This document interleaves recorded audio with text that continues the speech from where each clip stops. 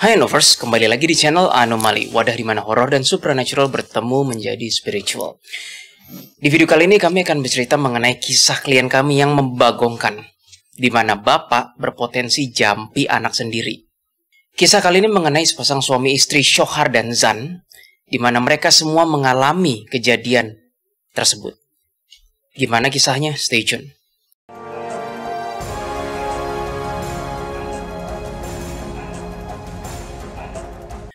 Sebut saja klien kami ini sepasang suami istri yang bernama Shohar dan Zan. Wah, tahu nggak unik klien itu bahasa apa? Persia. Shohar dan Zan. Iya. Oh iya, ini bahasa Persia tuh unik. Kamu tahu nggak bahasa Persianya mother tuh apa? Apa? Motar. Beneran, I'm not kidding. Motar tuh mother. Vidar tuh father. Terus Kohar nggak tahu. Iya beneran. Jadi modar tahu artinya kan? Knocked out. Like KO. Ya itu. Anyway, sekali-kali bahasa Persia lah, biar nggak terlalu gimana. Nah, Shohar dan Zan itu bahasa Persianya suami dan istri. Shohar itu suami, Zan itu istri. Jadi di sini Shohar artinya yang pria, Zan yang perempuan. Oke? Dan over semua, nama si suami ini, nama aslinya unik, ya kan? Aduh, kalian jangan bilang lupa. Enggak namanya sih. Nama suaminya. Nama suaminya ini sebenarnya. Oh, iya. Tapi nggak bisa kasih tahu apa ya. Tapi suami yang mana? Shohar. Suami yang baru, yang kedua. Oh iya, itu tahu. Ini bener-bener nama literally artis terkenal sih. Jadi dia misalnya kita ambil aja nama Chris Martin, vokalisnya Coldplay ya. Iya.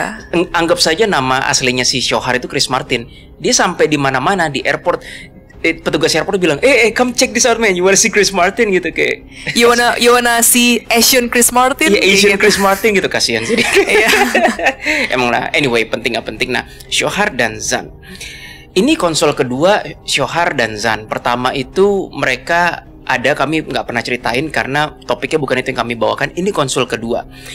Dan Zan sendiri pernah menikah dan mempunyai anak dari suami pertama. Shohar adalah suami kedua. Langsung saja ke pertanyaan klien. Suami pertamanya baru saja meninggal. Ia ingin memastikan bahwa tidak ada pergaiban yang tersisa dari suami pertama, karena memang Zan mencurigai suami yang pertama ini sepertinya memang main gaib. By the way, we have to come up dengan nama suami pertama. Gimana kalau Kun? Itu bahasa Mandarinnya artinya penjahat. Benar kan? Kun. Never mind. Kita pilih sesuai skrip aja. Furwante. Kok namanya susah-susah sih? Udah tahu aku paling jelek lagi. Paling jelek ingat nama. Jafar kan tokoh jahat. Jafar. Deal. Oke, let's pakai nama Jafar. Jadi itu nama suami pertama. Thank you, Lin. Thank you. Oke, pertanyaannya balik lagi. Hanya suami pertama tuh baru meninggal, ingin memastikan tidak ada pergaiban yang terjadi dari suami pertama. Oke. Langsung saja kami masuk ke chapter scanning. Ketika kami scanning suami pertama alias Jafar, what did you guys find? Silakan, Aileen atau Jaslyn. Pas ngeliat fotonya kan, aku ngerasa ini orang kayaknya banyak melakukan kesalahan dan kan sempat dikasih tahu sama si kliennya kalau dia baru aja meninggal kan. Iya. Terus pas aku terawang dan coba peceng energinya, memang dimensinya nggak enak sih. Dimensinya nggak enak, orangnya juga not nice. Ada sisi juga lebih mikirin diri sendiri, kurang bertanggung jawab, sama memang melakukan banyak banget kesalahan. Yang akhirnya ternyata kesalahannya pas kita coba cross check sama si kliennya bilang ternyata dia suka banyak nipu. Baik itu perempuan ataupun nipu duit. Iya. Ketika gue men-scan Jafar tadi, langsung gue bilang kayak, iya Zan, sepertinya Jafar ini main gaib, tapi arahnya untuk perwanitaan. Itu bahasa Indonesia gak sih, perwanitaan? Bahasa perwanitaan. Pokoknya intinya untuk bermain-main dan mencari wanita lah. Itu. Dan diakui oleh Zan, memang. Karena memang rekam jejaknya Jafar tuh tidak begitu baik. Ada ketika momen Zan lagi dalam masalah besar, si Jafar bukannya membantu dan mengurusi istrinya. Waktu itu kan Zan dan Jafar masih menikah, malah check-in bersama wanita lain di hotel. Ya bagaimana Kayaknya nggak dia sakit? lagi di rumah sakit deh. Kakak berusaha nggak spesifik, Aileen. Oh gitu. Ya udah. Ya udah, karena tadi udah disebutin, tapi ntar disensor ya editor. Sebenarnya memang Zan lagi, pokoknya masalah besar. Kami nggak bisa cerita spesifiknya karena nanti ketahuan ini identitasnya, dan Jafar itu malah check-in. Lalu Check-in di depan matanya dia. check-in di depan matanya Zan. Iya. Sakit lah. Dan Aileen tadi udah bilang betul bahwa mulutnya ini tipu semua. Kamu sempat baca gimana si Jafar itu? Tipu semua kan keluar dari mulutnya. Iya, dan ini orang bener-bener nggak baik yang aku baca kayak gitu. Terus aku juga ngerasa kok kayaknya dia di dimensi yang gak enak. Oke, nah we're getting there. Yeah. Gue sempat dapat vision over semuanya bahwa gue tanya sama Zan, ini Jafar ini pernah punya dosa sama wanita tua nggak? Ya, bener. Aku juga sempat ngerasa dia kok kayaknya dosanya nih berat banget sampai dia ada di dimensi yang bener-bener gak enak banget. Nah, ya, wanita tua ini gue nanya sama Zan kan, ini mamanya atau gimana? Tapi kok agak tua? Dan ternyata kata Zan, betul, mamanya memang udah tua dan masih hidup kan? Ya masih hidup sampai per kami konsul itu masih hidup. Jadi Jafar meninggal duluan. Nah ternyata teman-teman, Jafar itu banyak hutang. Tipe orang yang mulutnya manis dan orang tuh gampang jadi kayak istilah gali lubang tutup lubang gitu loh, ngutang di mana-mana.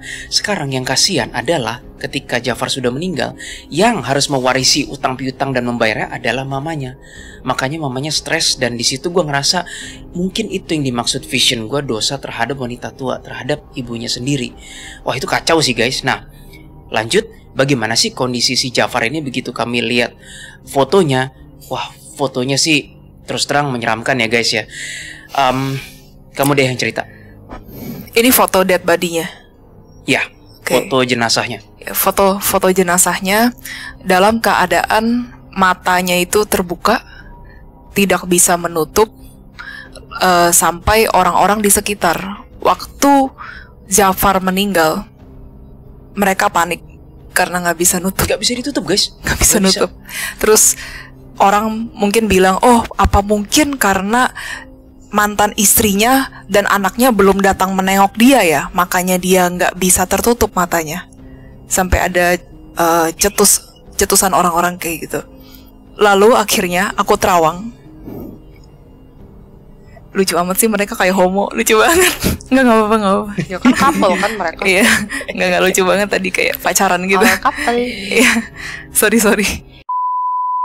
Lalu pas aku terawang, ternyata bukan karena mantan istri dan anaknya yang belum datang ke situ, tapi dia tuh sebenarnya sangat amat tidak ingin meninggal. Jadi walaupun ada Grim Reaper di depannya, udah siap mau cabut, dan yang aku lihat Grim Reaper warna hitam, dia maksa gitu. Dia ngeliatin Grim Reaper-nya dipelototin. Pokoknya gue nggak mau meninggal. Jadi gue mau pelototin aja, gue mau terbelalakan mata gue biar gue nggak dicabut nyawanya. Tidak bisa guys.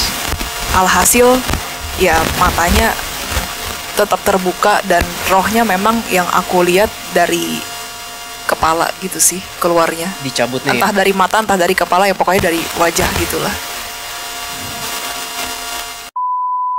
Dan ketika gue memang meradar arwahnya, gue bisa dengar suara kira-kira kayak gini, kembalikan aku. Jadi dia tuh ngotot kayak udah nggak mau meninggal sama sekali. Pokoknya sama sekali nggak hidup. rela. Ya dan itu, aduh guys, kami mohon maaf. Tentu saja kami tidak bisa memperlihatkan foto jenazahnya, cuma kami aja merinding waktu konsul itu karena memang terasa sekali nggak relanya. Nah, dimensi si Jafar ini lucunya belum dunlap. Ya kan, kalian lihat tuh kayak memang dia diambil GR hitam. Lalu Zan bertanya pada kami anomali, boleh nggak kalau misalnya aku doain, baik banget lu Zan tuh, udah digituin sama Jafar ya kan, udah she doesn't deserve suami kayak gitulah, tapi udah digituin sama suaminya pun masih pengen doain. Ternyata ada suara, gue dengar dari GR ya, GR-nya ngebelakangin frame parameter gue, jadi kesannya kayak gue ngomong sama belakang kepala GR. Belakang kepala GR tuh bilang, tidak bisa. Ini adalah dimensi di mana doa kalian tidak sampai. Kalian juga denger kan? Dengar. Baru gue tahu guys, ternyata ada dimensi tertentu after death, di mana doa manusia tidak lagi bisa sampai. Nah, gue nggak ngerti di mana aja ya, walaupun kami pernah membuat klasifikasi dimensional itu. Tetapi dimensi ini nih, kalau gue boleh mendeskripsikan, ini nih seperti sebuah administrasi yang di sana tinggal pintu dunia gelap aja, tapi belum masuk ke dunia gelap. Ya kan Lin, yang kamu lihat? Dan ada abstrak, kayaknya si lidah panjang tuh pernah daerah sini deh. Hei Pai Wuchang, Lin, kakak lihat sekilas, tapi nggak ada di situ. Gue nggak ngerti apa hubungannya Black Grim Reaper dengan administrasi ini dengan Hei Pai Wuchang. Gue nggak tahu apa, tapi yang jelas kayak belum di Dunlap, tapi kayak selangkah lagi Dunlap. Agak menyeramkan sih. Tapi menurut kalian guys, itu dimensi iblis atau dimensi Enggak, itu kubu definitely kanan? dimensi kubu kanan. Kubu kanan tapi yang Dunlap kan? Iya, manajemennya berasa banget kok. Black GR dan nggak berasa bau-bau kubu kiri tuh beda. Nah, tadi kan gue berkata di atas bahwa ini kisah bapak potensi menjampi anaknya sendiri. Di mana letaknya? Jadi seperti yang gue bilang tadi, Zan punya anak dari suami pertama. Jadi Zan dan Zafar punya anak. Kita nggak usah sebut namanya, bilang aja anak. Anaknya perempuan. Anak perempuan ini ketika ditanyakan oleh Shohar dan Zan mengenai malaikat tubuhnya dong, begini, tiba-tiba gue ngerasa, ini kok ada energi yang menutup ya? Ada yang menutupi scanning gue. Dan itu sering banget terjadi di kasus klien anomali, di mana kadang-kadang kalau klien bermain gaib atau terkena radiasi gaib atau terpapar gaib, energinya tuh seperti menghalangi scanning gue gitu loh. Nah, gue cari tahu masa anak usianya berapa, Lin? Anak paling 5 masih tahun atau 6 tahun. Kayaknya di atas 5 tahun lah ya. Enggak di atas, emang 5 tahun atau 6 tahun. Dia emang tinggi sih. Dia oke. Kita bilang aja 5 tahun.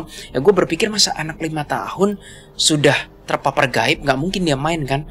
Gue trace dong, ternyata itu dari bapak kandungnya yang sudah meninggal, alias si Jafar.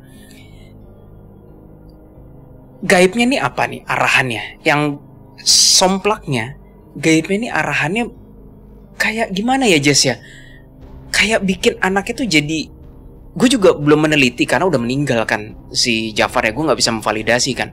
Tapi kayak menjampi-jampi anak gitu loh. Niatnya kayak, ini so sorry ya guys, niatnya tuh ada seperti kalau gue bisa menjampi-jampi anak supaya anak ini nanti begitu udah gede makin jauh sama makin jauh. Intinya sih nggak mau ngurus anak sih.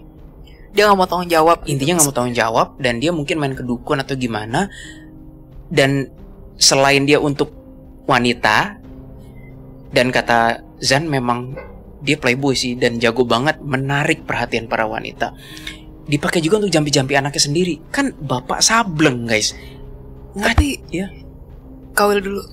Gue nggak ngelihat si Jafar itu main untuk kekayaan, nggak berasa. Untuk nyerang orang nggak berasa. Untuk dirinya sendiri iya, yang wanita. Dan untuk anaknya, nah sampai sekarang ini yang gue bingung, kok masih ada sisa anak. Nggak, tapi bukan ke arah begini ya Anovers, bukan kayak dia doa dukun supaya anaknya ikut kaya mewarisi. No, nggak ada abstrak kayak gitu kan. No, bukan seperti bapak yang mohon ke dukun supaya anak gue kaya ya, hidupnya nggak susah. Nggak guys, bukan itu arahnya. Kamu mau nambahin? Ini kayaknya dari anaknya ya, itu kayaknya memang gara-gara efek. Karena ayahnya pernah main ke orang pinter, mungkin minta bantuan sama orang pinter, tapi mungkin dia nggak ngerti karena ternyata pakai jasanya jin, akhirnya energinya itu mengkontaminasi anaknya juga. Iya. Terus kalau Anovers nanya bagaimana kami memvalidasinya dan mencari tahu bahwa anaknya ini terkena radiasi, Shohar belum cerita apapun terhadap kami. Kami bilang duluan, ini anak terkena radiasi gaib nih.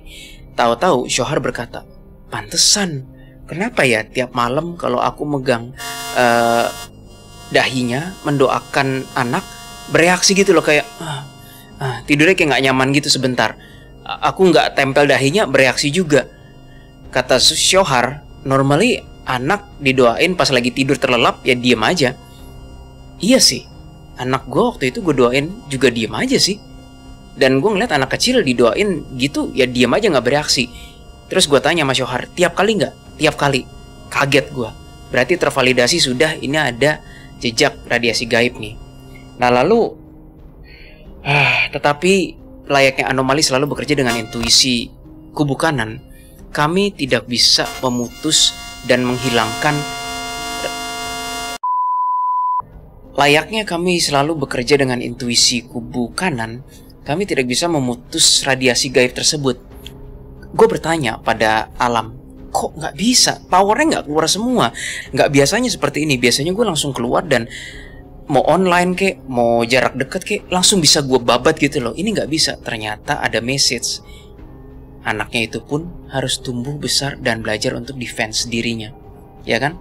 Mungkin ini terdengar klise ya bagi para Anovers, tetapi ini menunjukkan bahwa kalau bekerja lewat intuisi kubu kanan, nggak semuanya bisa dibabat guys. Nggak bisa guys. Dan ada momen dimana gue nggak berdaya, power gue nggak keluar. Itu karena memang kesatu belum waktunya. Kedua, mungkin Tuhan menghendaki rencana lain. Ya ketiga, simply mungkin ada hak. Seperti kasus online kita Lin yang baru-baru ini. Ya kami belum pernah cerita, tapi itu haknya kuat banget. Iblisnya receh banget ya Allah. Tapi itu sebenarnya yang gue babat sekali beres. Nggak bisa guys. Karena apa? Haknya terlalu kuat. Si suami itu, kasus lain, itu wah udah kacau sih. Udah memakai jasa iblisnya itu selama berapa? 10-20 tahun. Pokoknya per dekade dah. 20 tahun. 20 tahun. Gue bocorin sedikit. Kasus itu suami lain itu dia memakai power yang seperti Loktung, terus yang bisa nyembuhin orang. Wah itu 20 tahun ya, gak heran haknya sekuat itu dari iblisnya. Tapi itu kasus lain. Balik lagi ke Syohar dan Zan ini, ke anaknya ini. Jadi ada abstrak dari kubu kanan bahwa memang anak tersebut harus bertumbuh dan belajar defense dirinya. Itu akan hilang dengan sendirinya. Ya udah. Tapi kami baru tahu bahwa ternyata satu, benar adanya sisa ampas radiasi gaib dari bapaknya yang sableng itu, bapak kandung yang sudah meninggal, ke si anak. Kedua, dan diakui validasinya oleh Syohar. Tiap kali didoakan, bereaksi anaknya. Sampailah kita pada chapter sebelum penutup. Informasi-informasi tambahan yang mungkin bisa membuat Anovers lebih, oh begitu. Oke. Anovers sering bertanya kan kepada kami, anomali, biasa arwah yang sudah meninggal keluarganya itu ketemu gak sih dengan kerabatnya? Nah, ini kami bahas masih klien yang sama, namun bukan si Jafar. Syohar punya ibunya sudah meninggal lama. Kamu yang cerita, ibunya dijemput siapa dan kenapa? Silakan Jess. Lalu tiba-tiba Kawil melihat ada sosok laki-laki muda yang menghampiri ibunya ketika meninggal dan menuntun ibunya ke arah utopia atau yang biasa kita sebut dunia yang enak atau surga. Gak lama kemudian aku juga melihat hal yang sama. Jadi ibunya itu di sini, lalu laki-laki muda itu di sini, dan dikonfirmasi juga oleh Syohar bahwa ternyata laki-laki muda ini adalah adik dari si mama yang sangat amat disayang oleh si mama. Bagaimana gue memvalidasi bahwa itu dijemput benar apa adanya dan orang itu adalah orang itu? Yang gue lihat di vision adalah sang mama dijemput oleh lelaki yang muda, agak muda. Nah, abstrak alam, ada teman kami baru datang. Silakan duduk guys. Abstrak alam mengatakan bahwa this guy baik banget, luar biasa, hatinya mulia, sudah meninggal, tapi kok kayak bukan suami, bukan ayah, bukan suami. Ini kayaknya siblings nih kayaknya nih. Makanya gue tanya, mama berapa bersaudara? Ternyata banyak. Orang dulu kan banyak kan bersaudaranya, Lin. Terus gue tanya, ada nggak diantara saudara kandung laki yang sangat yang sangat dipercaya oleh mama dan sangat dijadiin teladan oleh mama? Ada. Sudah meninggal adiknya. Iya. Baru kaget gue. Itu bahkan ketika dijemput pun, yang itu Lin, ketika dijemput adiknya begini, terus kayak, kamu praktekin deh. Nih, jadi mama, ini aku mama ceritanya, Kawil tuh adiknya gitu. Ya udah kayak gandengan gini, terus adiknya kayak gandengan yang gini. Sorry, ya tapi bukan gandengan mesra suami istri, kayak mamanya tuh sangat percaya pada kadang-kadang adiknya. Dia tuh kadang-kadang gini yang aku lihat, tapi lebih banyak sih memang begini sih. Walaupun situasi penjemputan mamanya Shohar ini bertemu dengan kerabat yang sudah meninggal, tapi tidak selalu terjadi pada setiap orang. Tapi itu menjawab pertanyaan Anovers bahwa ketemu nggak sih arwah orang yang baru meninggal terhadap kerabat yang sudah meninggal? Yes, ini salah satu contohnya. Karena kan episode kami yang baru-baru ini mengenai Q&A ada kan. Jadi kami sudah menjawab ya. Sama sedikit informasi tambahan mengenai akhir hidupnya si Jafar. Jadi ini sebenarnya kalau menurut dari kliennya sih, I guess memang salah satu balasan dari Tuhan ya. Karena karma. Ya. Dan pas aku coba tadi radar lagi fotonya, memang Tuhan sengaja membiarkan itu terjadi. Yeah. Karena memang dia udah nggak ada sama sekali perlindungan dari Tuhan. Nah, jadi kan si istrinya ini sempat waktu itu intinya apa ya, nggak ditanda tangan kan. Yang tadi Kawil sempat cerita nggak ditanda tangan, alhasil padahal itu lagi terjadi masalah besar.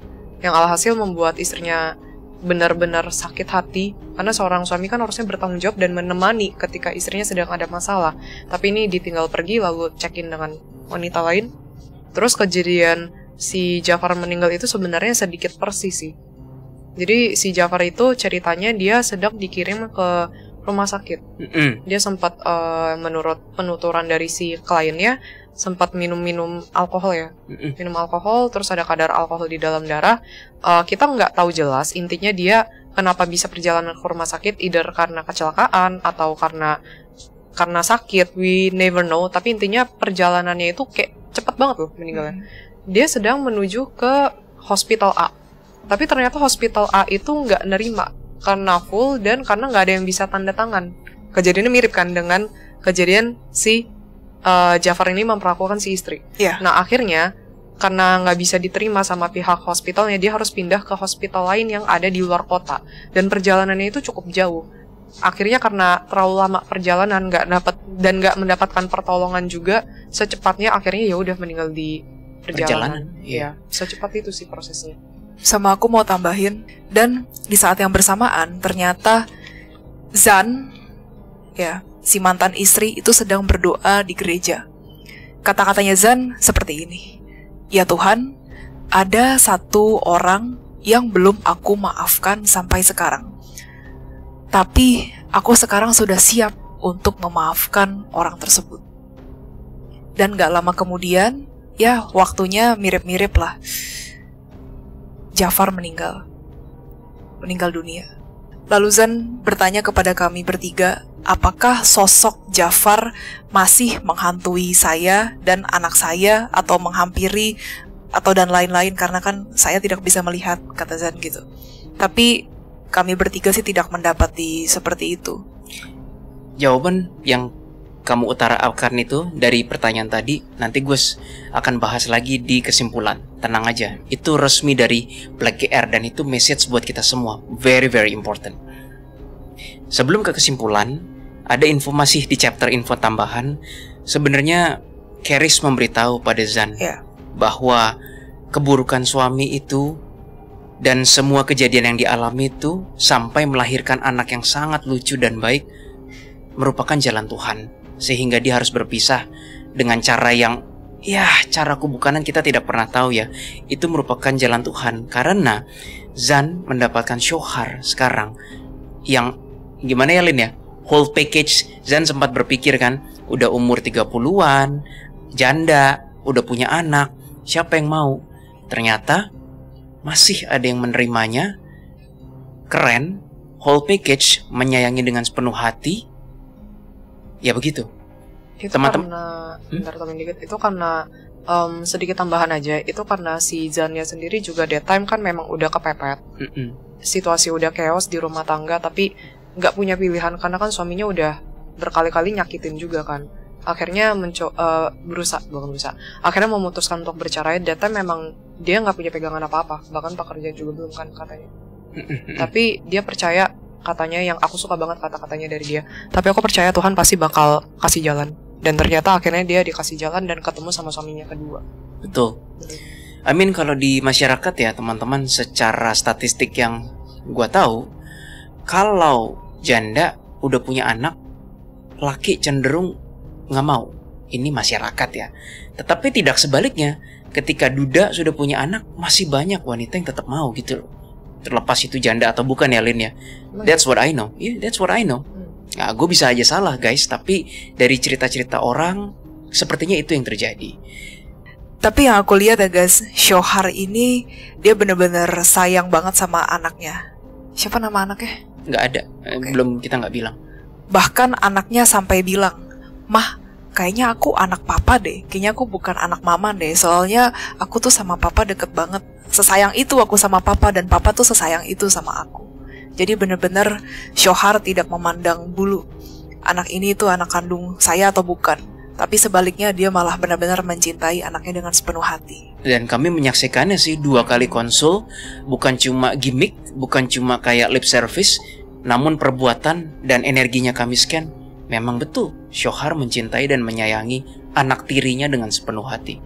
Dan itu kejadian jarang guys di tahun 2023 ini. Makanya dibilangnya kamu mendapatkan Shohar itu adalah whole package gitu.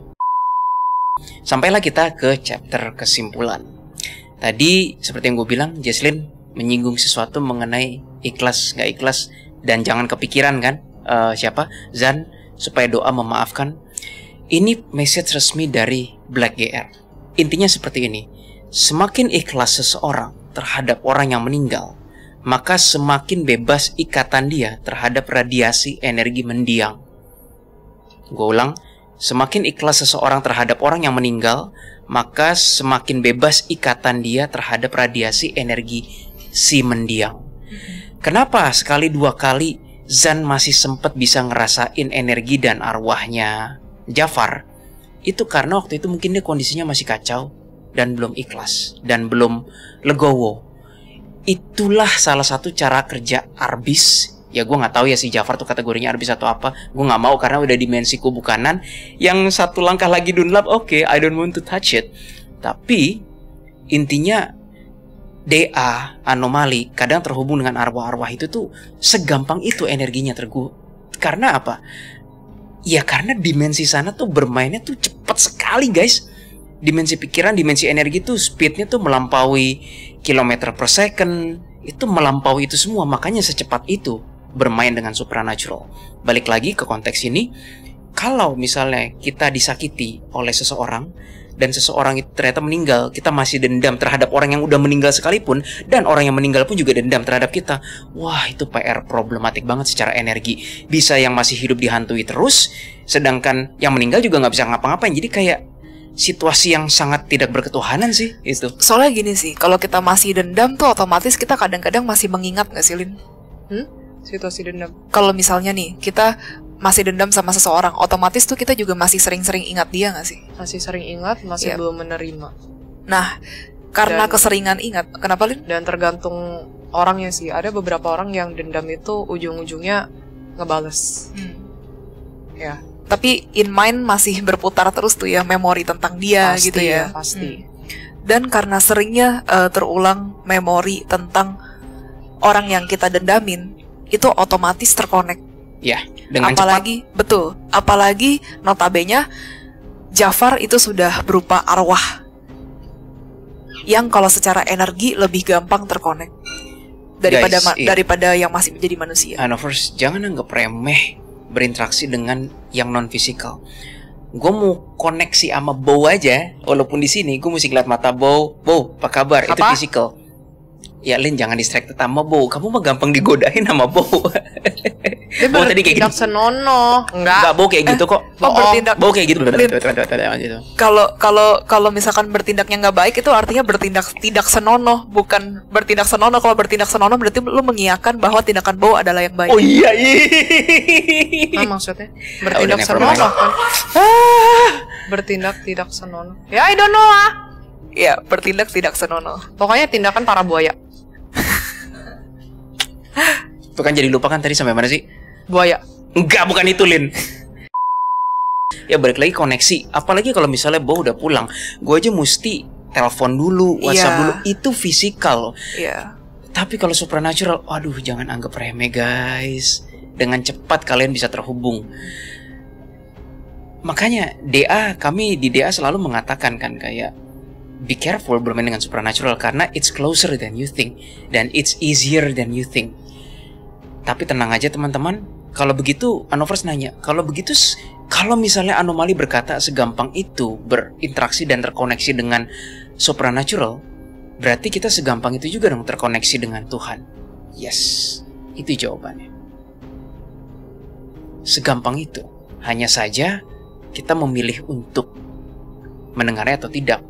Di episode Q&A kami yang sebelumnya, kan gue bilang tuh doa itu kadang human yang ngatur Tuhan, Lin. Iya. Gue waktu itu belum jelasin, tapi doanya kira-kira kayak gini nih, klien kami.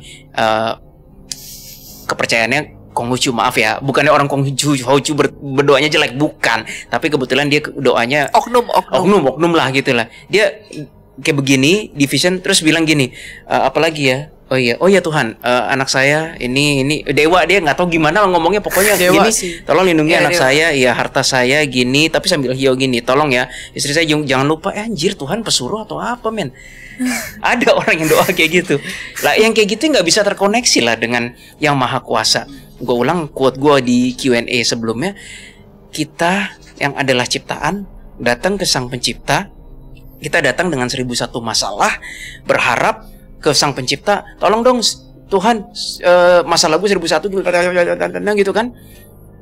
Yang sebenarnya Tuhan udah mau punya solusi, tapi oke. Dia ngomong terus, dia baca terus. Ya udahlah, nggak denger lah kita solusinya lah. Makanya gue bilang di episode Q&A sebelumnya kan, gue mencoba doa gaya baru, shut the hell up gitu loh. Dengerin abstrak kalam, dah gitu aja. Gitu. Nah, berhubungan dengan poin pertama tadi yang mengenai ikhlas, dan yes, semudah itu kita berinteraksi dengan Tuhan ataupun kubu non Tuhan. Poin kedua adalah ini berhubungan dengan kisah gue sendiri. Boleh ya Lin ya? Boleh dong. Yes. Ini pertama kali gue ngomong di Anomali. Gue belum pernah ngomong ini di DA ataupun di Noise. Seperti teman-teman tahu, gue sudah divorce. Tapi no matter what, semenyebalkan apapun mantan istri gue, ya let's face it, mantan istri gue banyak berbuat hal yang menyebalkan lah, dan annoying dan merugikan in my perspective. Tapi gue tidak bisa membenci dia. Tiap kali gue udah kesel, tiba-tiba kayak ada satu lagi sumber energi, yaitu love itu, yang gak bisa benci dia tuh gak bisa. Dari situ gue berpikir, kalau gue yang manusia dalam tulang dan daging aja gak bisa benci dia, gak kebayang kasih HB-nya mantan istri gue. Kalau udah gak kebayang kasihnya HB terhadap mantan istri gue, gak kebayang kasih Tuhan terhadap manusia itu sendiri. I cannot even imagine, teman-teman. Di sini gue baru ngerti, ternyata aktor-aktor Hollywood gak semuanya gimmick. Ya kan, banyak aktor Hollywood yang kawin cerai, terus begitu diwawancara, oh I want her to be happy, I want her to be happy. Ya, banyak yang gimmick ya supaya gak dipikir, lu netting. But I do believe beberapa dari mereka really meant what they're saying. Gue melihat istri gue sedikit a little too much information. Gue melihat mantan istri gue sekarang sudah hidup dengan chapter barunya, pekerjaan barunya. Gue malah happy. Tidak sedikit pun gue menginginkan dia menderita, walaupun dia banyak melakukan hal assholes terhadap gue. Tapi gue gak bisa benci dia. I'm not asking Anovers semuanya untuk menjadi gue, karena gak gampang. I don't know kenapa gue bisa seperti itu. Itu karena gue rasa gue dibantu oleh kubu kanan. Tetapi itu berhubungan dengan poin pertama di kesimpulan tadi. Semakin ikhlas kita, semakin kita tidak terikat apapun benang karmanya dengan si jiwa tersebut, baik masih hidup ataupun sudah meninggal. Bagus. Tambahin? Udah cukup sih. Cukup ya, udah komprehensif kalau udah kata Bow. Aileen mau tambahin? Sedikit tambahan aja dari aku ngelihat kasus. Kerasan ngomongnya. Sedikit tambahan aja dari aku ngelihat kasus suaminya. Mantan suami atau suami? Mantan suami sih. Oke. Jafar. Maksudnya mantan suami. Hargailah orang lain sepenuh hati sih. Karena terkadang manusia itu menganggap manusia lain itu adalah barang, bukan sebagai ciptaan Tuhan. Ketika seseorang menganggap manusia itu barang, mereka bisa sembarangan memperlakukan manusia lain dengan semaunya. Tetapi ketika seseorang benar-benar menganggap bahwa menganggap bahwa manusia lain ada ciptaan Tuhan dan ciptaan yang berharga dari Tuhan, kita pasti akan memperlakukannya dengan sangat amat baik dan akan sangat amat menghargai mereka juga. Perlakukan manusia lain seperti layaknya Tuhan memperlakukan kita sebagai ciptaannya. Itu sih pesan dari aku. Amin. Aku di tengah-tengah. Aku selalu Thank you for watching teman-teman semuanya. Sampai jumpa di video anomali lainnya. Please klik like, share, and subscribe. Dan bye-bye. Ya. Gitu. Bentar. Kabo. Handphone Kabo bunyi. Kabo bersama kami guys. Gitu. It's okay boy. It's okay. Liatin cewek-cewek mulu sih. Nggak mungkin, nggak percaya. Cewek-cewek kan intinya. Itu boleh. Nggak juga sih. Boleh. Mau nyalah-nyalahin aja sih. Masukin berpercaya Elias.